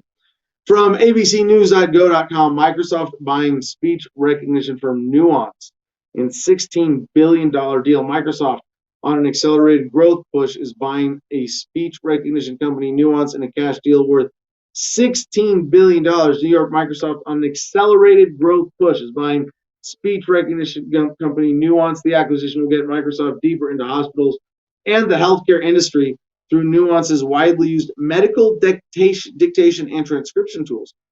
They will pay $56 cash per share, a 23% premium to Nuance's Friday closing price. So they're actually paying more than that. Why is it worth so much? Nuance has been a pioneer in voice-based artificial intelligence technology and was instrumental in helping to power Apple's digital assistant Siri. It has since shifted its focus to healthcare, including a product that listens in on exam room conversations between physicians and patients and automatically writes up the doctor's recommendations. That is huge. Wow. Like, so that, and this is, I mean, this is interesting for a couple of reasons. I mean, in the econ block, but also in the implementation of AI technology. Next time you go to the doctor, you might have AI listening in. And what this is, I think, getting to eventually, not only is a massive improvement in healthcare and records, there's so much human suffering caused by just medical accidents, errors, mistakes in transcription that might be alleviated by this, but also in making healthcare cheaper and affordable by rendering doctors essentially obsolete. So up next, CNBC, when is the housing market going to crash? Is a red hot search on Google. Here's why.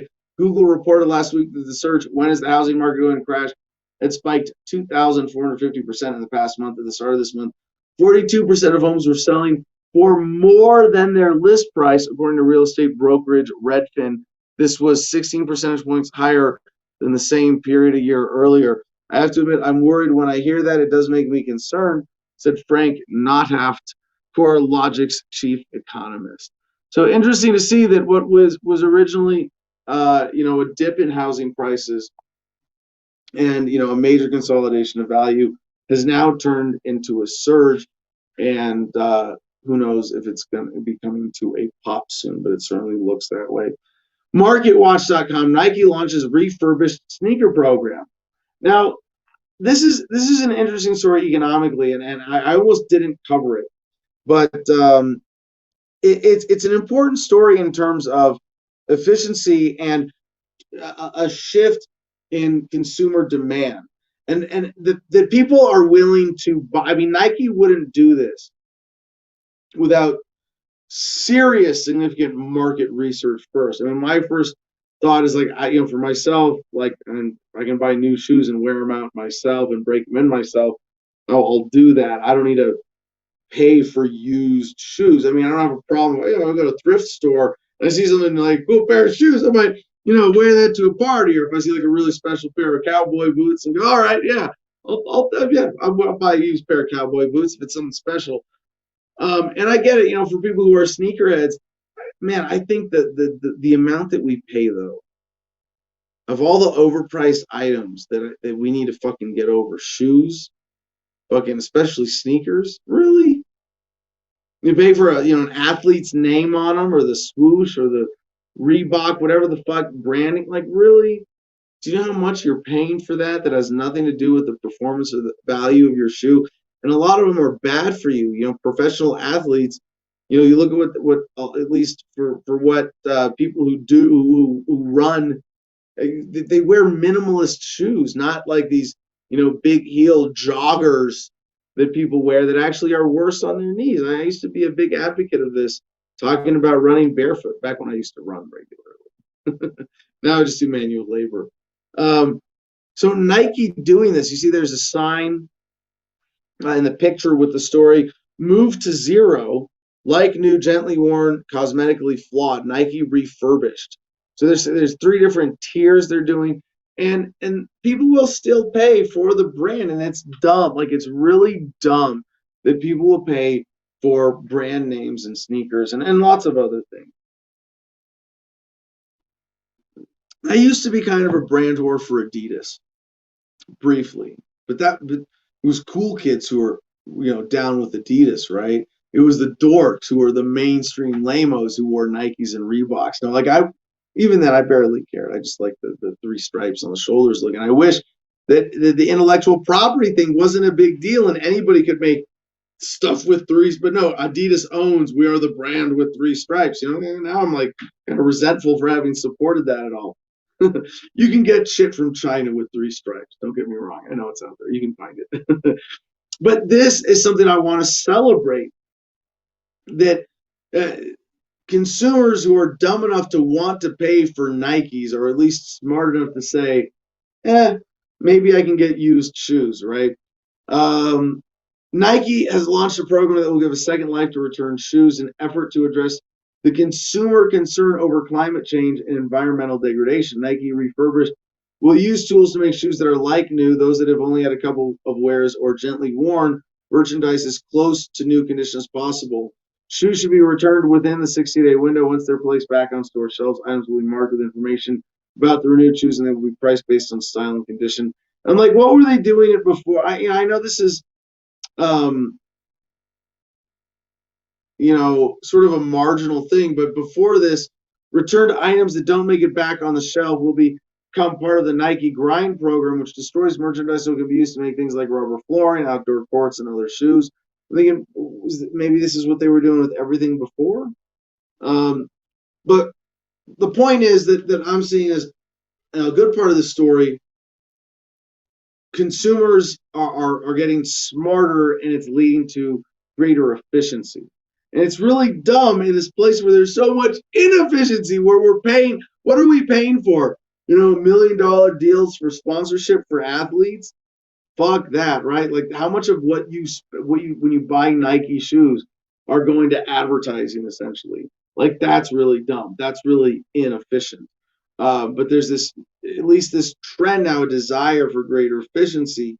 And you see it really does come with conscious consumerism. It does change with an evolution in market demand.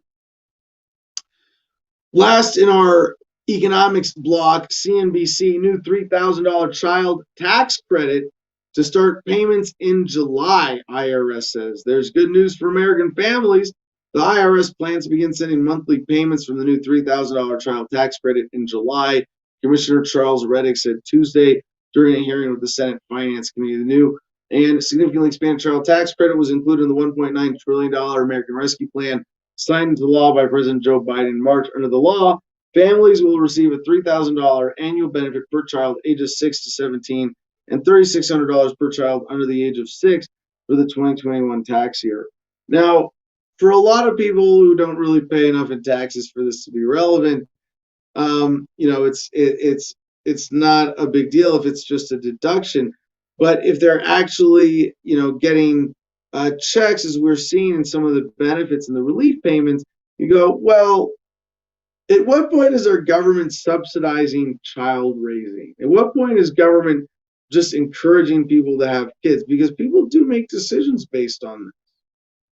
You have to take it into account. Even people who don't want to go, well, if we had kids, if you're thinking, well, I want to have kids, but I want to be financially responsible. I don't want to be dependent on government. Well, what is the government paying us to have kids? How does having kids change our financial relationship with government and our tax burden? And for a lot of wage slaves, it's a huge deal, and they subsidize child rearing, and then they build in the dependency, and they keep you working for the man and dependent on government for being able to buy diapers and feed your kids and pay your rent, and then they manipulate you. And I mean, it's just, man, social engineering. But if they're doing it by carrots instead of sticks, we can still put that in the category of government becoming less shitty over time, right? Now, getting more shitty, we go to CNN.com for a bit of a police state update. Protests and police clash in third night of protests after death of Dante. Is it Dante or Duante? Because it looks like Dante, right? But I've heard people say it the other way. Dante Wright. I should know. I should watch CNN. I'm sure they pronounce it properly. Dante Wright, the name we should be remembering for this recent shooting. Police in the Minneapolis suburb of Brooklyn Center declared protests to be an unlawful assembly Tuesday evening as demonstrations over the death of 20-year-old Dante Wright continued for a third consecutive night. Protests were peacefully Tuesday afternoon, but as the sun set, chaos erupted at the Brooklyn Center police station. Officers used pepper spray and fired flash bombs at protesters. Water bottles and other projectiles were thrown at officers and riot gear. I mean, I don't want to minimize a death at all, but the fact that we can have such an outsized, I mean, it's not outsized. Again, that sounds demeaning, right? but that we can have such a positive response demanding change, demanding accountability, that we have the Chauvin trial for the death of George Floyd happening right now, that we have the incident with the Army lieutenant getting arrested for pulling over at a gas station, right? That we have the body cam footage, that we have cell phones. We are seeing, I think, a general reduction in the viciousness of the police state over a long enough time that we can call it a significant trend that follows this technology making accountability possible. And more clearly, even seeing this next headline is very encouraging. From the Star Tribune, retailers urged to rethink police calls for low-level crimes after George Floyd's death. That's right. George Floyd died in police custody after a corner store clerk reported he had used a fake $20 bill, a nonviolent offense so low-level that police don't usually take people to jail for it. Now, as the trial over his death continues to unfold, criminal justice reform experts and diversity specialists are hoping the case will prompt retailers from small businesses to major chains to reassess how they treat Black and other minority customers and how they can handle loss prevention cases more equitably, more intelligently, more efficiently, more value creating rather than destroying, with less inefficiency of the government involved, as with the risk of violence done by police when being called to respond to petty crimes. Anytime they think they get to take someone into custody, this is a potential consequence. And I hadn't thought of this, but yeah, you think about the George Floyd story. If you're a shop owner and you deal with customers, you have to be afraid that among your good, honest customers are dishonest people who want to steal from you, who want to use counterfeit bills. How do you deal with that? Do you call the police and you go, oh fuck, you are the store owner who called the police on George Floyd? You're part of the chain of events that led to this whole thing, that led to George Floyd's death. And ultimately, of course, I think is a more positive chain of events, because George Floyd died so brutally and visibly as he did. He's going to lead to the saving of a lot of lives in the future, of people who might have otherwise died in similar circumstances. BuzzFeed News has a very important story, Surveillance Nation. BuzzFeed News investigations found that employees at law enforcement agencies across the U.S. ran thousands of Clearview AI facial recognition searches, often without the knowledge of the public or even their own departments. And that really that's the story. That's all you know. If you want to get into this, the link's going to be in the notes. It's a long story. It's a big one. And it is worth knowing about if you care about facial ID and the cutting edge of this. But basically, yeah, free samples for cops to do shitty things with facial ID technology. And again, I'm not afraid of the technology. This is not like an atom bomb that's purely destructive. Facial ID technology is a good thing in and of itself, that we have this capability to interact with machines that can tell who we are, verify our ID, or see us in public and know if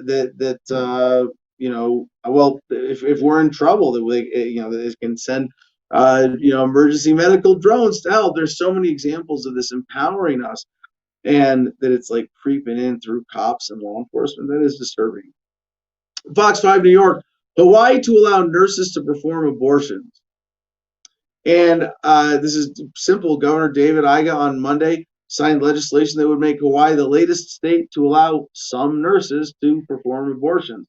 Hawaii law previously said only physicians could perform early in-clinic abortions, but because of a doctor shortage, several smaller islands lack abortion providers, which forces residents of those islands to fly to Honolulu if they need the procedure. And this is, high profile, making national news because people really care about abortion. People want to read about it. It's a hot button issue, and it is one that does deserve attention, maybe not as much as it gets, but and certainly not this kind of attention. I mean, the kind of attention it deserves is getting to the root causes. But when abortions can be justified and need to happen for medical reasons, why should we have government standing in the way? And you go, wait a second, how does medical licensing work? It's not whether you're capable of doing something safely and reliably. It's whether you've jumped through enough government hoops to be licensed as a doctor, and that allows you to do certain things. And that means that a lot of alternative practitioners are kept from legally doing certain things, and that has provided for a huge bottleneck in delivery of medical services, driven up the price, driven down quality, as with any similar such intervention. Similarly, another abortion story from nationalreview.com, FDA lifts restrictions on abortion pill amid coronavirus pandemic. The Biden admin on Monday announced it will rescind rules requiring people to obtain abortion drugs in person amid the coronavirus pandemic, reversing a Trump administration policy that the Supreme Court reinstituted in January. So at least some level of loosening up of government restrictions here due to the pandemic, because they had to. Hopefully this one becomes permanent, although I am reminded of Reagan's. There's nothing closer to eternal life than a temporary government program. The Guardian, airborne plastic pollution spiraling around the globe. Study finds rising levels of microplastic pollution raise questions about the impact on human health, experts say.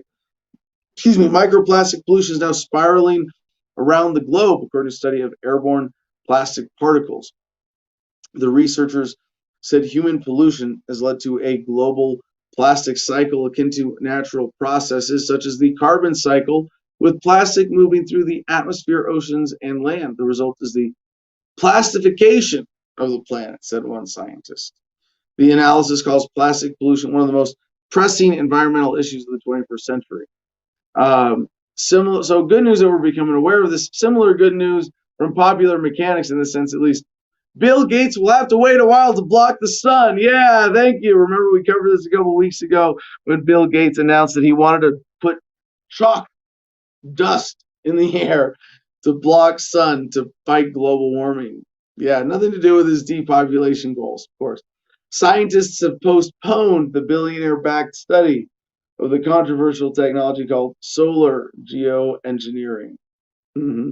All right, and finally, watch two more stories. Associated Press, Nielsen network splash on stats showing fewer viewers. Yeah, the story is pretty much what you would think. Nielsen Television Rating Company says less people are watching TV networks. Say, no, really? Yes, people have been stuck at home for a year due to COVID-19 restrictions, with movie theaters closed, concert venues closed, restaurants closed, sports attendance restricted, yet television viewing is down.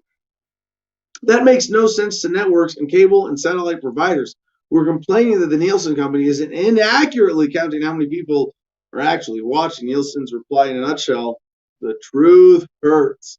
It's an argument of financial implications, since networks later this spring begin selling advertising for the next year. Fewer viewers equals fewer ad dollars.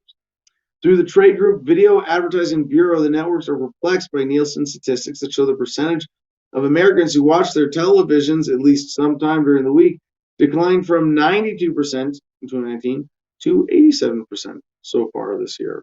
Besides being counterintuitive in the pandemic era, the VAB says that finding runs counter to other evidence, including viewing measurements from set-top cable boxes, the increased amount of streaming options that have become available, and a jump in sales for television sets. Well, people can be using TV sets to be watching stuff online, and I think I mean, if I had to guess, make a theory if this is all true. I think the best explanation here is that if you give people so much time that they have to entertain themselves at home, maybe at first they mindlessly sink into more TV and binge watching shows, and that has been reflected. But you make them sustain that for a year. I hope this isn't me being too optimistic, but I think over a year's time, we would become more conscientious of what we're watching. So it's like you say, hey, lockdown. You're going to watch, sit down, okay, you watch TV for a few hours a week. Now it's a few more hours per week. And the next month, a few more hours. And you go, fuck, my brain's getting sick of this. If I'm going to put this much time into video entertainment, at least I'm going to have to be more conscientious of what I'm watching. Pull shit up online, download shit, stream shit, watch documentaries, watch good movies. And that represents a huge positive shift in consciousness. Even if it's people having more screen time, they're also being more aware of how their time is being spent at home over the pandemic. Learning how to cook or get a new hobby or working out at home or whatever it is, spending more time with your kids, getting better habits, all of those things are going to lead to less mindless TV time. And people were really watching TV not just because they were stuck at home, but because there was a culture of mindlessness. And in the times of just wanting to zone out, that's what Americans turn to. But at some point, the consciousness increases. Quick story from Project Veritas, big score from them, projectveritas.com. CNN exposed breaking. CNN director admits network engaged in propaganda to remove Trump from presidency. Our focus was to get Trump out of office. I came to CNN because I wanted to be a part of that. And this is because they had someone undercover pretending to date this guy. This is Chester. Project Veritas released I'm sorry, I want to get the name. CNN technical director Charlie Chester got set up by Project Veritas. They released a new video today exposing CNN director Charlie Chester, who admitted that his network engaged in propaganda to benefit Biden's candidacy during the 2020 election to the detriment of then President Trump. Chester also said CNN has a predetermined agenda when reporting on COVID-19 and climate change. Yeah, so confirmation of what we already knew. Big score for Project Veritas, so congratulations to them for that and for getting the story out. Let's go now to John Evans, our co-host, for a comment contest winner today. What do we have for most interesting arrest story in 3 sentences or less? You still there, everybody? Bueller? CJ, what's going on backstage? I'm here. I've seen comments coming. I haven't gotten to respond to as many as I want. There he is. John. It looks like Colette Allen is the winner. She's on Facebook, and she said earlier in the show, she said earlier in the show, my cousin got arrested. His name was John Smith. They didn't believe him. His family had to go and show them documents proving who he was. Hi, I'm John Smith. It's like, I want to name all my kids John Doe. Not John Doe Cocos, just John Doe. Not John Alfred Hancock Hitchcock Jacob Jingleheimer Schmidt Doe, just John Doe. Like, you want to government? No. I think if I ever have kids, I'm gonna make sure they don't even have government birth certificates. So it won't really matter what we call them in that sense. I have 2 friends that don't have middle names, and cops never believe them. Not even they even like. What's your middle name? You have to identify yourself. They see 2 names on the ID and they won't believe it. And look at the ID funny. All right, Jen. Any other good stories from the comments? Stuff I missed you want me to respond to? Nothing too much out of the ordinary. Kind of lost my train of thought as I tried to get back to the comment story. But yeah, that was the best one for the contest. Bernie Madoff died. I'm not sure if you're aware of that. I saw that. I didn't want to cover it. I don't care. I mean, he was a legit criminal, sort of semi-super class, slimy guy, ran the Ponzi scheme. Yeah, we knew he was going to die in jail when he got sentenced. Right? Not really news that he died in jail. But news also now to share from the Producers Club.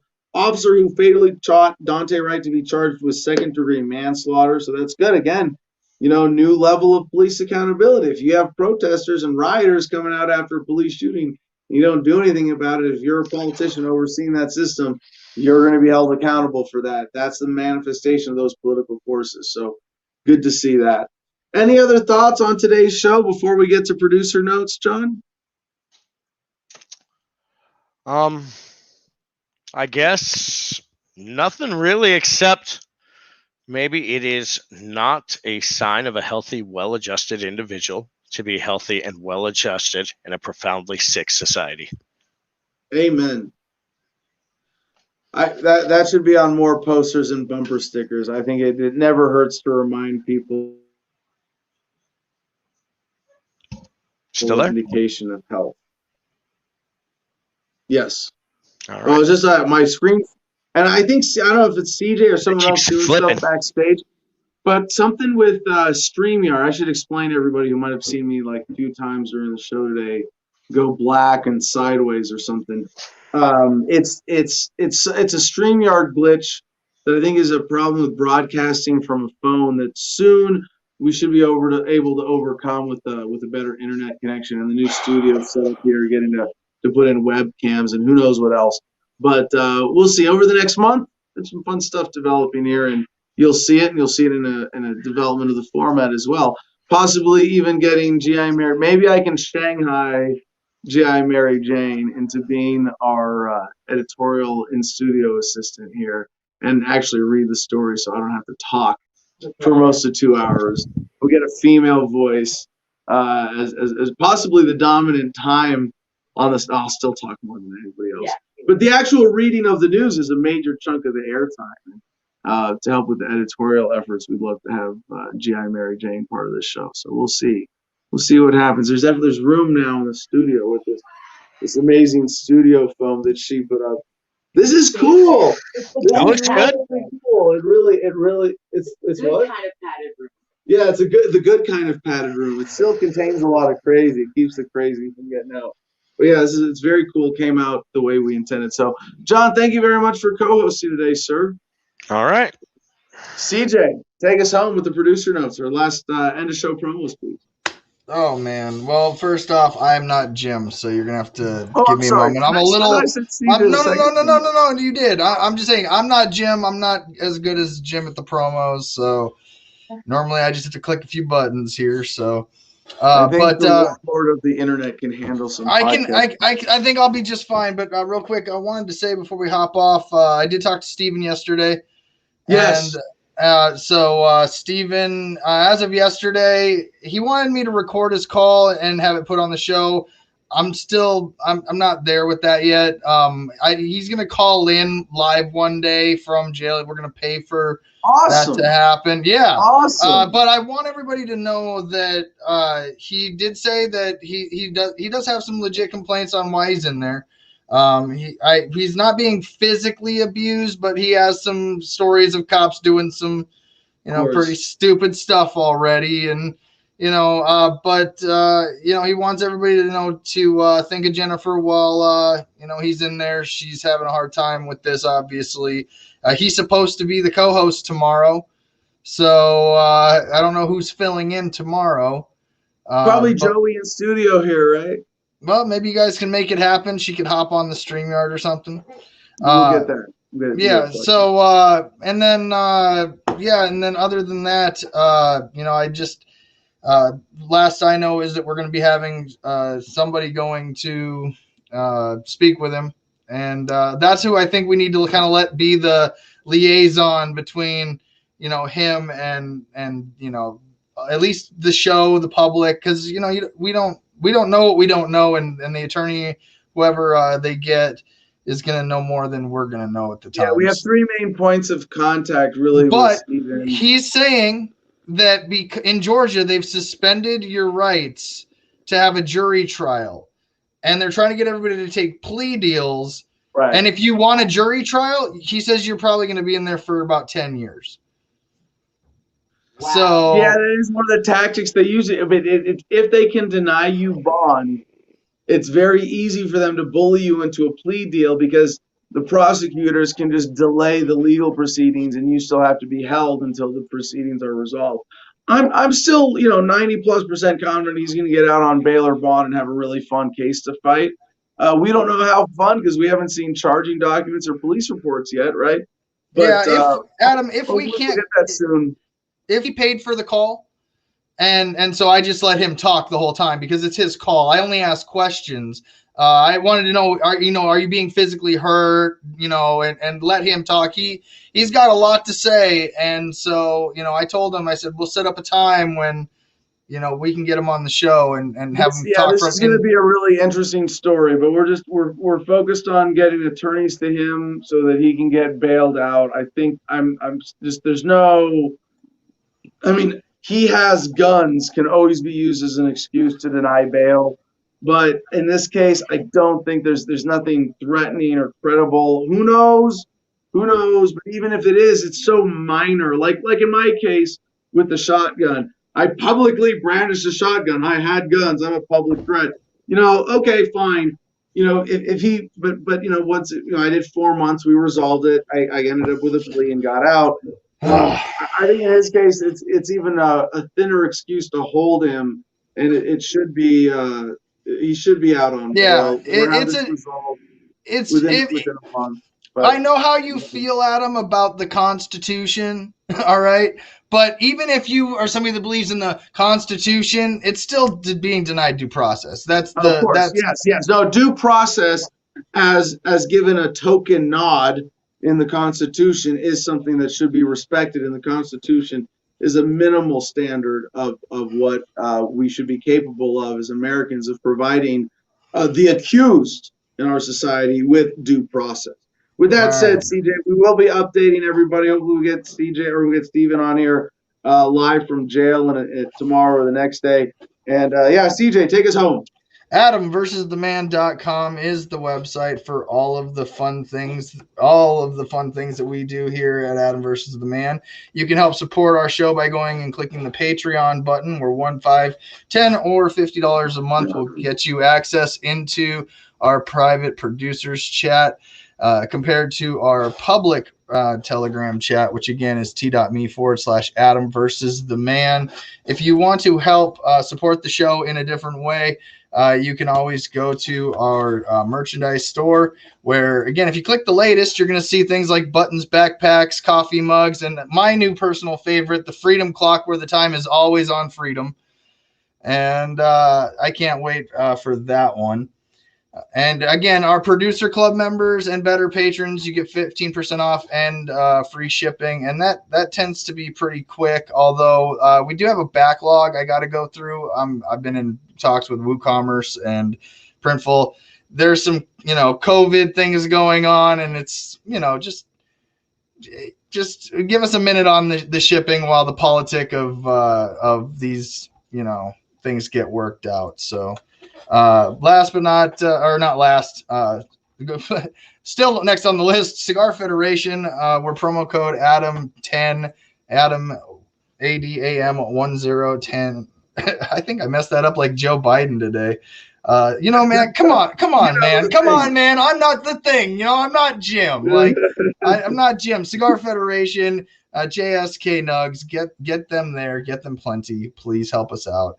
Garden of Freedom on Instagram, where you can see puppies, kittens, friends, family, the softer side of gardenia, the lovely side of gardenia. Where again, I think that's the coolest part that I've seen in the upgrade so far. What it represents is like, I'm not connected to the grid electronically, so. And then let's see, we got the crypto. Finger to the man. And again, if you like that one, if you like to get yourself one of those fancy dancy windmill turbines there, Go Green Energy is the place to go for that. And the Crypto 6 website's still down. And don't forget to help support Jim's GoFundMe. And that's pretty much it, I think. Did I get them? Did I get them all? Yeah, I was thinking if there was a church that had solar panels arranged in a cross right on their roof. If I had the opportunity to do something big like that, I would arrange my solar panels to make a middle finger to be a big middle finger to the man. And with that, peace and love, y'all. Choose happiness. Wait, here we are, choosing some happiness.